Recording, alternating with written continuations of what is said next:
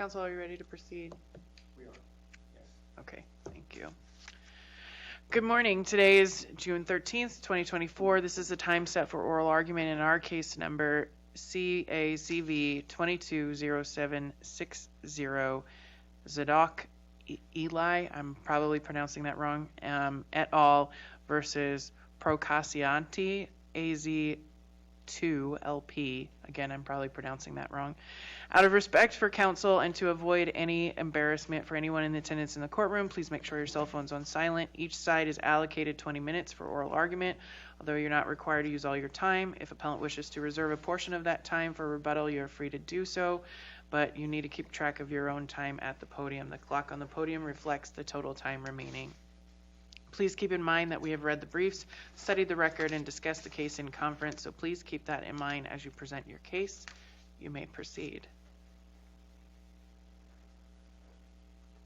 Good morning, Your Honor. I'm Bob Porter. Ross Meyer is with me. I will leave some time for him. Ross Meyer is here because on the briefs we consolidated what we've called his enforcement action, so he will address that. I'm here about the fraud action, and here the trial court erred in a number of ways as a matter of law. It erred in granting summary judgment in the fraud action based on a memorandum decision of the Court of Appeals in a declaratory judgment action. Well, Counsel, it's my understanding that if the issue in the resolution was the same, I don't care what kind of action it was, the court would rule on that issue. So why would we not be bound by an earlier, or why wouldn't the trial court be bound by a ruling by this court on that issue, regardless of what kind of action it is? Well, if I understand your question, let me explain it in a broad way, and then if I miss your question, please tell me that, and I'll try to pinpoint an answer. In the broad view of things, the trial court had a fraud claim before her. There was a memorandum decision from this court on a declaratory judgment action. In that declaratory judgment action, this court decided two things. One, there was no Rule 80 enforceable settlement agreement, and number two, two parties that were included in the declaratory judgment action were proper parties to that action. That's what the memorandum decision held.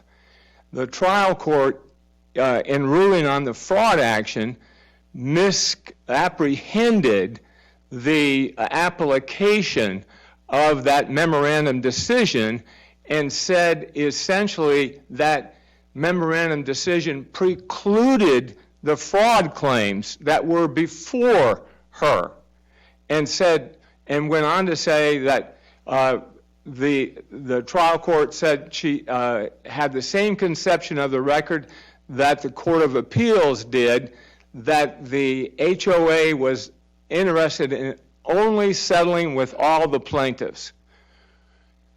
What? So if there was no agreement, which is what as I understand the earlier memorandum decision held, and if the fraud claim is based on the existence of an agreement, then wouldn't summary judgment be appropriate because the underlying debts are against you? I understand your question now. I apologize, Your Honor. The fraud claim was not based on an agreement. The fraud claim was based on a withheld offer. There were two defendants that the plaintiffs were trying to settle with, the HOA, a homeowners association, and Procaccianti, which I'll just call hotel because it's easier to say. Okay? The meeting was with the hotel, its principals. Mr. Fedorhar was its attorney. The problem with that meeting was Mr. Fedorhar and the hotel's people did not tell the plaintiffs, we have an offer from the HOA to settle. And that offer said, very simply, if you plaintiffs agree to the terms of the judgments that are now in place with the hotel, then we agree, the HOA agrees, that you will not be responsible for all of the attorney's fees awarded. Mr. Porter, just so I'm clear on the record, the HOA was not present at this meeting. Was it not your client that said we don't want the HOA at that meeting? I think that's true. I think that came up at one time. But it was understood even after that the HOA would convey its non-negotiable settlement terms. That's how they phrased it. It will be a non-negotiable settlement terms. But they weren't in the room. They were not in the room. And we did not even find out what they did. What the Procaccianti, the hotel, did was kick out one of the plaintiffs from the meeting saying, well, you're not involved with the hotel and there's nothing here for you, go. And continued on with the meeting, and it was the continuance of that meeting where Mr. Eli struck a separate agreement with Procaccianti. But the hotel had the terms, its representatives had the terms, its attorney had the terms before the meeting even started.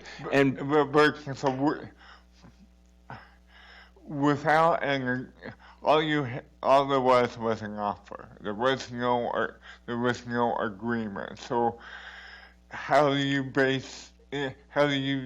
determine what the damages for your fraud claim are if there was no agreement? Because you have to have a benefit of the bargain. There was no bargain. There may have been an offer of a bargain, but there wasn't a bargain. For a fraud claim, you do not need an agreement for a fraud claim. Here, what the plaintiffs established is they would have said yes. They would have simply said yes in response to the HOA settlement terms.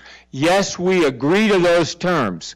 End of story. So it still comes down to there would have been an agreement. So because there would have been an agreement, that's how we determine damages. Because we would have had an agreement, and it would have had these consequences, and those are the measure of damages. But we're not arguing based on the HOA's non-negotiable terms. We're not arguing that gave us a right to make an agreement with a hotel and Procaccianti. We're not arguing that. We're arguing that we're entitled to the agreement with the HOA by its very terms. We agreed to it.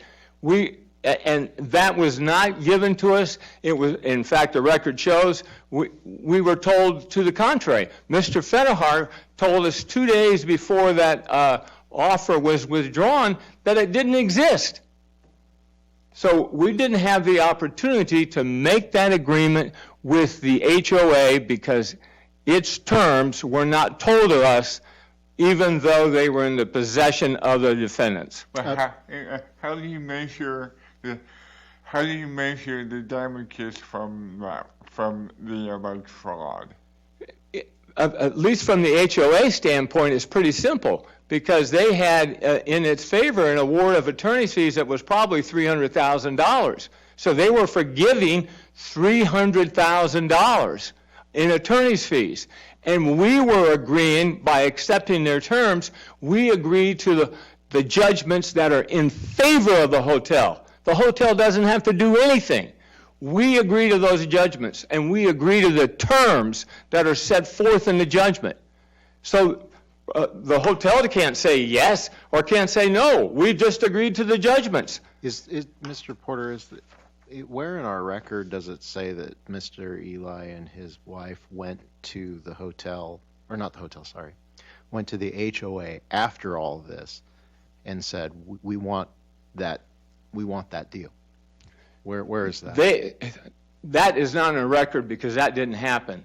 What happened is after the meeting, I pushed by email to find out what had happened. And Mr. Fedahar sent me an email on March 7 and said, the HOA did not agree to anything. 2 days later, the HOA attorney informed me by email that the terms of his offer were withdrawn. And I came back and said, what were the terms? And we did not find out those terms until litigation much later. Okay, so, but there's nothing in this record where Mr. Eli and his wife, after all of this happened, went to the HOA and said, I want these same terms. There's nothing in there. Well, it is in the record. It's in the record in the fraud action where Mr. Eli was asked in his deposition. He was asked a point-blank question. Would you have accepted the HOA's terms? That's not what I'm asking. What Okay. I'm asking is where is it in our record that Mr. Eli made that offer to the HOA? Well, And the HOA's response is nope, boat has sailed.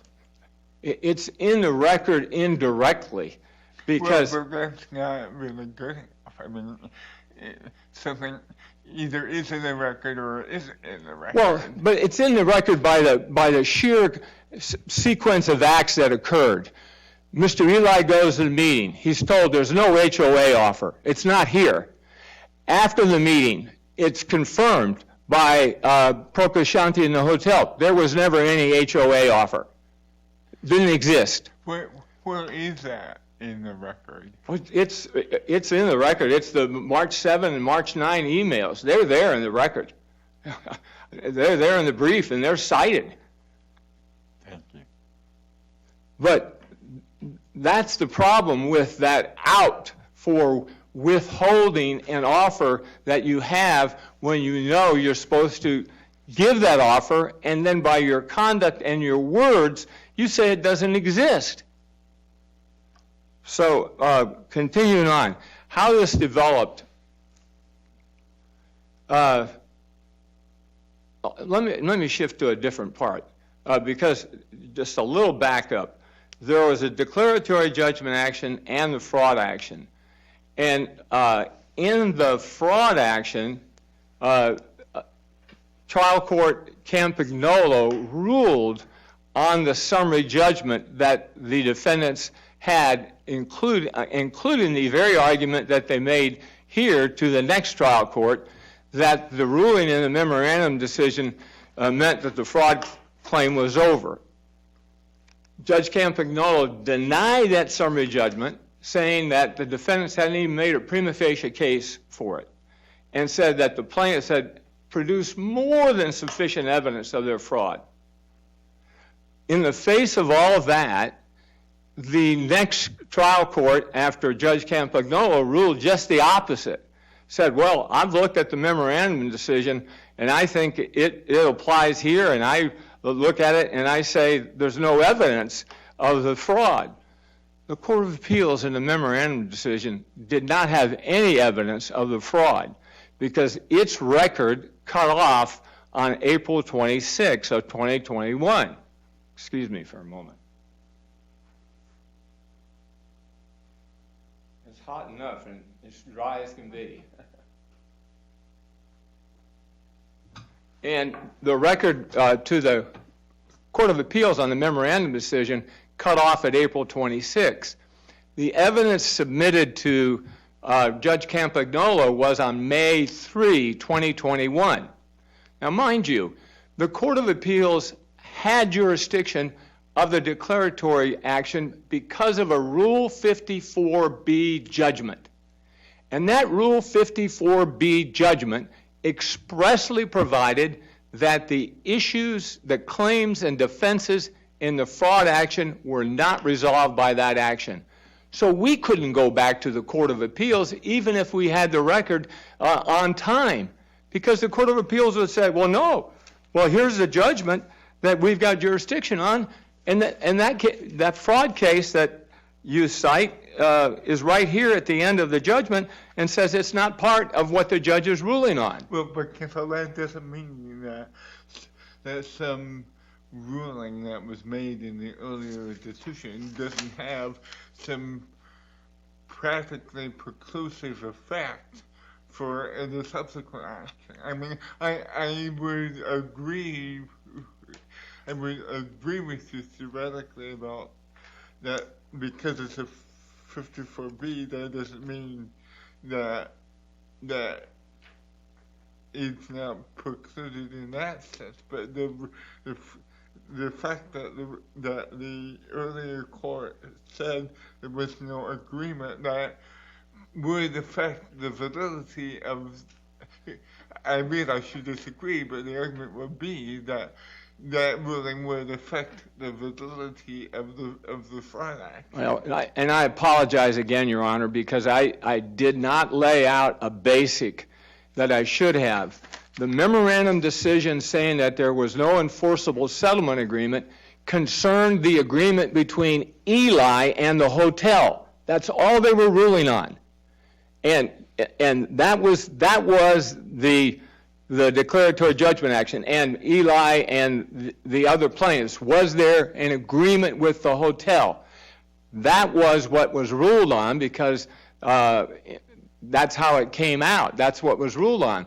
There was no argument at that time that,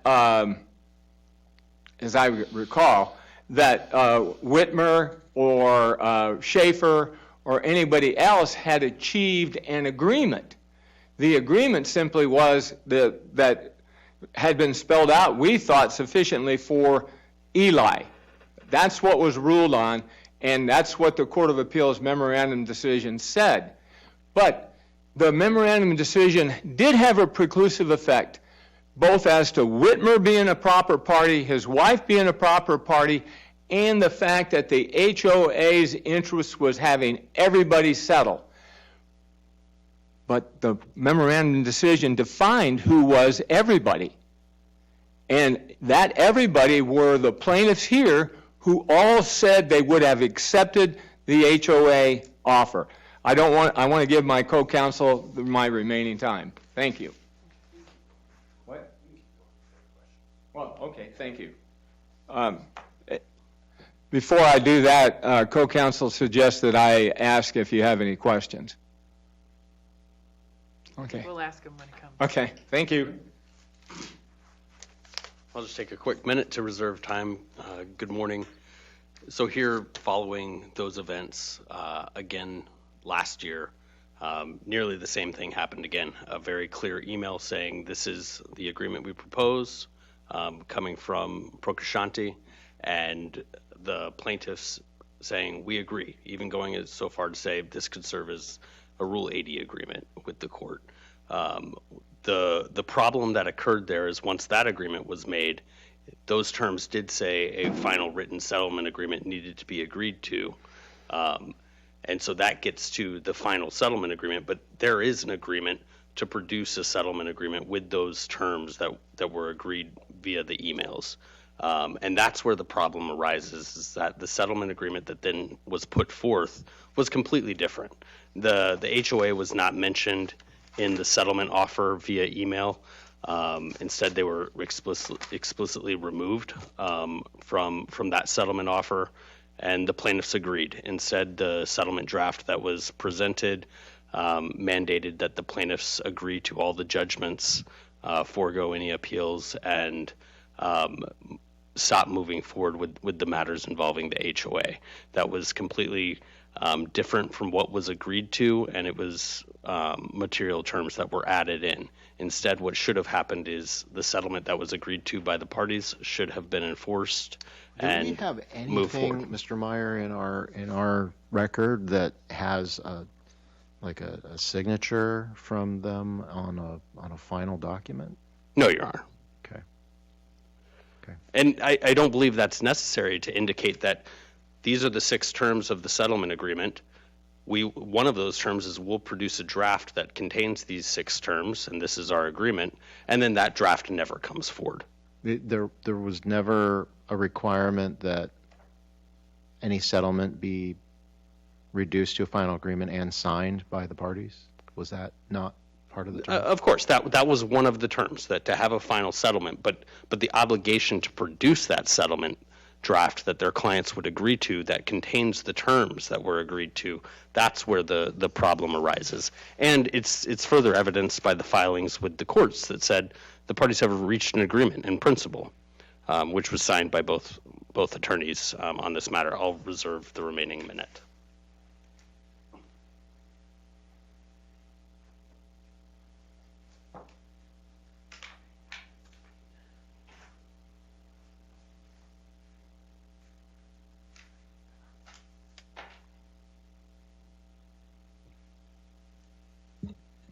Good morning, Your Honors. May it please the Court. My name is Andrew Federhar of Spencer Fane, and along with Jeffrey Sturr of Osborne Maladon, we represent Procaccianti, its officers, and attorneys. I'll be handling oral argument today. I hate to start this way. It wasn't the way that I intended to start. But in the Eli 2 case, this court, sitting in this courtroom with other judges on the bench, found that the Elis and the Whitmers misstate evidence, are motivated by personal animus, are groundlessly expanding, and are violating the rules of evidence. That conduct continues even in this oral argument today. Mr. Porter has made allegations to you of fact that are simply wrong and are not supported by the record and are contrary to what the evidence in this case is. And I'll go over that for a second, and then I'll get to my argument on the other points because it's really quite simple. The HOA's agreement offer was that if everybody settles every claim with every party, and at that time that included Procaccianti, it included the Schaefers, DRL, LPM, other casita owners who were part of the Schaefer versus Procaccianti litigation that goes back to a case in 2012 where there was a jury trial in favor of Procaccianti. Unless everybody settled everything, there's no settlement offer from the HOA.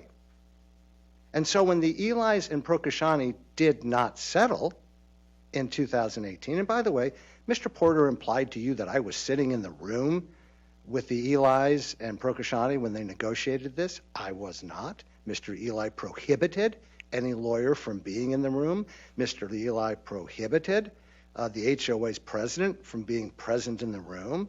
Mr. Eli created the circumstances that created the ambiguity by which we're here today, as the court has already questioned about. The very next morning, Mr. Vikowski, the CEO of Procaccianti, called Mr. Schaefer, one of the other parties in the Schaefer versus Procaccianti litigation, and told him, we've taken your terms back to Mr. Procaccianti, no deal. So when Mr. Porter says to you it was weeks that went by, it wasn't. It was overnight. It was literally overnight that they knew that there was no deal to be had between the hotel and the plaintiffs. So there was no HOA deal at that point. Let me go back to where And just to be absolutely clear on this, what you're saying is that the HOA's offer, the alleged offer, the withholding of which constitutes fraud, required that there be universal settlement, which would include Procaccianti or the hotel. The hotel. I apologize. Which included the hotel's agreement, and the hotel was not agreeing. Therefore, there was no offer to offer. Correct. Is that what you're saying? That's as simple as it is, Your Honor, and that's what this court wrote. Okay. This court wrote in paragraph 19 of the Eli 1 case, and it said, the Whitmers joined, let me just jump. The Whitmers sought benefit of the bargain damages based on an alleged misopportunity to settle with the HOA. However, the record shows that the HOA had no interest in settling anything less than all of the outstanding cases with homeowners. Instead, the HOA wanted a global settlement disposing of all claims and all parties. So once Procaccianti didn't settle with Eli, there's no settlement. And remember, as Mr. Porter told you, the HOA's terms were non-negotiable. So there was no offer to be withheld. Correct. The conditions, the preconditions had not been met, Judge. So there's no offer. And because the HOA wasn't there and couldn't modify its proposal, because they'd been excluded, there was no longer an offer to have. The conditions hadn't been met. It's as simple as that. So the R, and when I say R, I mean, so the court's earlier decision necessarily defeats the current fraud Of course it does, Your Honor. claim. So that's exactly where I was planning on starting until Mr. Porter got up and misrepresented the evidence. There are three facts or legal conclusions that this court has already decided in Eli 1, the declaratory judgment action. And I want to make sure the court understands that in Eli 1, the DEC action, the plaintiffs, the appellants, the homeowners, they brought counterclaims against Procaccianti that this court described as substantially similar to the tort claims before you today. And that's a really key point. They brought counterclaims that were pending in the DEC action when this court originally issued Eli 1. The court made three findings in Eli 1. That the HOA wanted a global settlement of all claims with all parties. That includes all of the homeowners in Schaefer, that includes the Whitmer London plaintiffs, that includes the HOA in Procaccianti. Number two. What of this argument that Mr. Porter made that this court's record was incomplete with regard to that particular exchange? Well, if it was incomplete, that's a failing of the plaintiffs, Your Honor. This court, summary judgment wasn't granted in the 2018 declaratory judgment. It was filed at the state court in 2018. It was a year and a half, 2 years later before summary judgment was finally granted. They had all of the evidence that Mr. Porter complains to you about before summary judgment was granted at the trial court. Right, but his point is that we weren't looking at allegedly withheld information that constitutes the backbone of their fraud claim. Do you disagree with that? Well, that was not part of the record upon which this court made its decision, but that was the decision of the plaintiffs. The plaintiffs knew all those facts and just didn't put them forward in the DEC action. Things known since 2018. Correct. I mean, there was nothing that kept the plaintiffs from saying, hey, wait a minute. When you're deciding whether there was or wasn't a settlement, keep in mind, Procaccianti didn't tell us the HOA's terms, even though they knew that by then. They didn't tell us the HOA's terms, and maybe there would have been a settlement, so you can't reach the DEC action. There's a question of fact to be decided. They didn't make that argument, even though they knew the evidence, Judge. So it's a little tiresome 6 years later, today, to have them complain about their failings in their efforts to prove their case in 2018. So that's where I get hung up over these things. This is part of their effort at relitigating literally every issue that's ever been brought up in this court, something Eli 2 sanctioned them over because they continually repeat the same issues over and over again. The second thing that this court decided in Eli 1 that's critical here is that Procaccianti and the Elis did not settle. There was no settlement. That's critical because there was no bargain to benefit from. And that goes to the questions that Judge Morris was asking about, don't you have to have a bargain to benefit? And we cited you case law from across the country that establishes that principle. Based on those two findings, the third point that ends with this is that this court said in paragraph 19, and I'll just read it to you again, excuse me for reading back your own opinions or your own decisions to you, but the HOA wanted, this is in paragraph 19, the HOA wanted a global settlement disposing of all claims and all parties. That being the case, to be entitled to benefit of the bargain damages, the Whitmers would need to establish that the hotel and the HOA would have settled not only with them, but with all of the homeowners. In sum, because the Whitmers' tort claims were premised on the existence of a contract, namely the purported settlement agreement, they had a stake in the DEC action and were proper parties. And that's the preclusive language right then and there. In order to claim benefit of the bargain damages, you have to have a bargain. What's the public policy? And at this court, I mean, you argue, and you are concerned as well with policy for the state of Arizona, as much as facts and issues of law. What's the policy implication for this court saying, you know, you don't have to have an agreement. We'll enforce the terms on you if the other side feels misled? Well, the penalty for not reaching an agreement is you don't have an agreement. And there's no public policy reason why you should, through tort law, impose terms on a party they didn't agree to in contract. That's what they're asking you to do. As I understand your colleague's argument, the fraud isn't based on the agreement, but on the withholding of the agreement. And the question that I struggle with, how will you characterize that? How do you measure the damages except by what would have been a consummated agreement?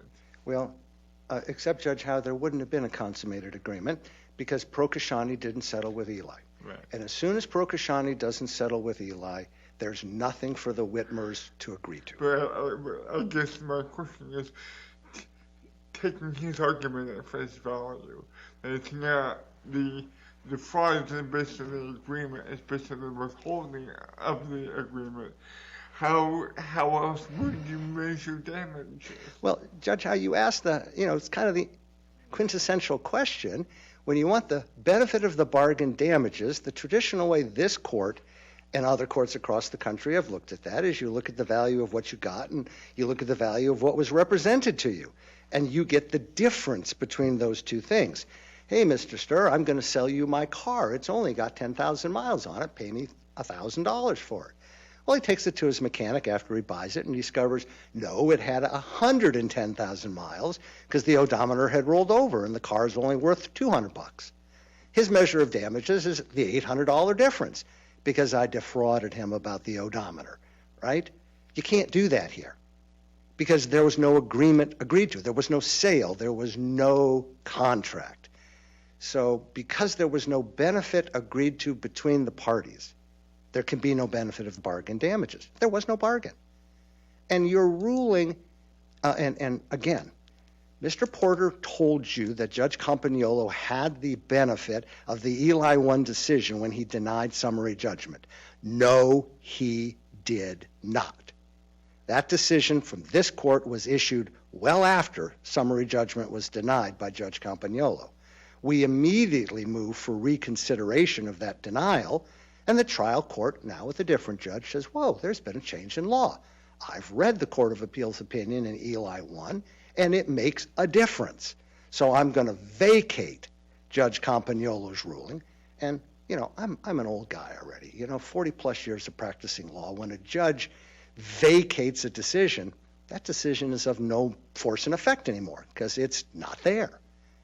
So they vacated Judge Campagnolo's decision, and she went forward, had a hearing, took additional argument, additional briefing, and did exactly what your questions imply, Judge Howe. She said, without a bargain to benefit from, how can you measure damages? How can there be a fraud? Because in order to have a fraud action, this is so basic, right? What are the elements of fraud? One is that you were damaged by the fraud, right? You have to have suffered a damage by the alleged fraud. So putting aside for the moment whether there was or wasn't fraud, and I'm just going to leave that to the side for right now, there were no damages because the lack of a settlement between Procaccianti and Eli precluded the HOA from having a settlement. There was nothing for the Elis or the Whitmers to agree to because the Elis failed to settle with Procaccianti. So just to put a finer point on this and make sure that I've got this, your argument is, because counsel is saying, well, damages are clearly calculable because they're the attorney's fees that have been expended since that point because there was a failure of settlement. So it's at least that. And what you say is, yeah, but that required there to be a settlement, which there never was. Is that a fair You know, No, did I get that wrong? yeah, Please. I think so, Your Honor. Okay, And please. it's because Mr. Porter's Set me diverting straight. you. Mr. Porter's diverting you. Their complaint doesn't seek consequential damages that are specified at all. It seeks the benefit of the bargain they claim they were denied. Now, they never put any proof forward at the trial court. They never argued at the trial court that consequential damages were what they were denied.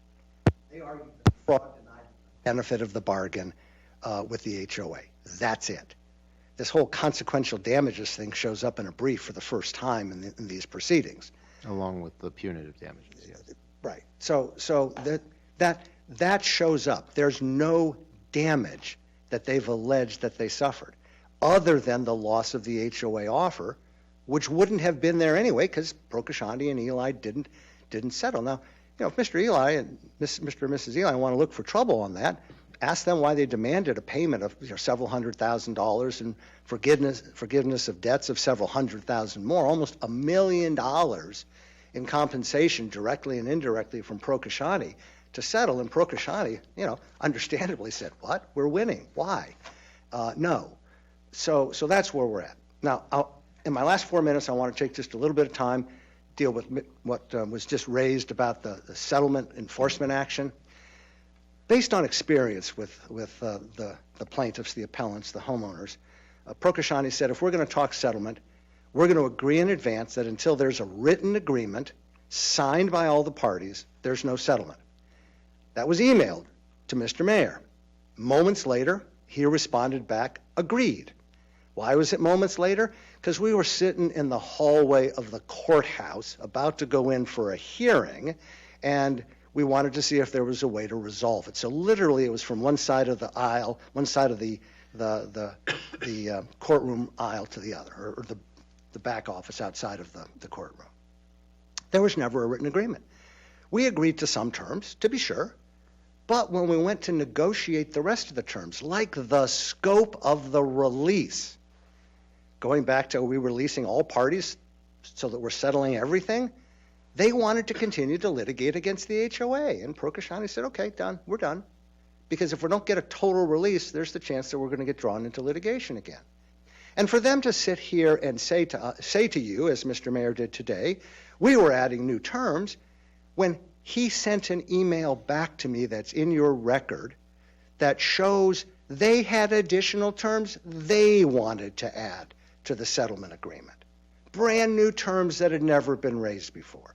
So you can make a lovely legal argument in a courtroom when you need to, but in reality, they were proposing settlement terms that they had never raised with us before. They had never told us they wanted to continue to litigate against the HOA. That wasn't in any way or shape or form disclosed in any of the emails between the parties. So there was no settlement to enforce. The trial court made quick work when this court remanded the case back to them to see if there was an enforceable settlement, and that should be left alone. That should also be affirmed. I want to talk about attorney's fees. Benefit of the bargain. A bargain. What's a bargain? It's a contract. This is not a claim where the bargain or the claim of a bargain just puts us within range of each other so that we have tort duties to each other. No. The existence of the bargain is the essence of the claim in front of you. That's why the trial court was correct in awarding us fees. That's why you should affirm them and award them on appeal. Here's the last thing I want to talk to you about. And I know it's your least favorite thing as an appellate panel. In Eli 2, you sanctioned the homeowners for their repeated efforts to undo cases that had already been decided, their efforts to relitigate things that had already been decided.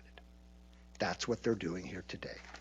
You read their opening brief, and they argue to you there's no global settlement requirement. Yes, there is. Eli 1 established that. They argue to you that there was a settlement. No, there wasn't. Eli 1 established that. They argue to you that we're entitled to get the benefit of a non-existent bargain. No, they're not. Eli 1 established that. Just finding them to be vexatious litigants, groundless litigants under 12349 did not deter them from doing it again. You have a case this afternoon that you're going to conference by Mr. Eli. Raises the same issues that have already been decided. There are 3 cases that Mr. Whitmer has out there that re-argue issues that have already been decided. You have serial litigants here who need to be more than told not to do it anymore. So we would ask the court to impose damages up to the statutory maximum, I believe is $5,000, against each of the homeowners, husband and wife, 4 of them, maybe their attorneys, because their attorneys are facilitating this when they should do better, should know better, and in favor of each of the defendants. Absent a monetary sanction, they're just going to do it again. If you have any other questions, I'm happy to answer them. This court should affirm the judgment of the trial court and award fees to Procaccianti and the other defendants, as well as sanctions. Thank you. Thank you, counsel. Mr. Meyer or Mr. Porter? This is a fraud case. In the memorandum decision on the declaratory action, the Court of Appeals defined who the homeowners were. They said these are the homeowners who must settle. Those are the plaintiffs here who all agreed to that settlement. When they found out after the fact what the terms were of the HOA's non-negotiable settlement offer. Mr. Porter, did your client move to supplement the record? Once you found out what you were saying found out, did they move to supplement the record? We didn't, no. The short answer to your question is no. We did not find out until the record had closed, until we were well into the litigation on the fraud action. In fact, we had a discovery fight because Mr. Fedahar revealed for the first time 9 months after the settlement meeting that the terms of the Eli settlement had been thrown away, even though they had been written down. So only after we got discovery, well after the record was made before the Court of Appeals on that memorandum decision, only through that discovery, that was well after the record had closed. What I said before is Judge Campagnolo heard the defendant's arguments in denying their summary judgment. Oh, Judge Campagnolo, we're entitled to summary judgment because of the memorandum decision. Not the memorandum decision, because you granted summary judgment on the declaratory action. And Judge Campagnolo said, no, that's completely different from the fraud action. Mr. Porter, you're at time. Okay, thank you very much. Counsel, thank you for your presentation today. We appreciate your briefing. We'll take this matter under advisement and issue a written order in due course. Court is adjourned.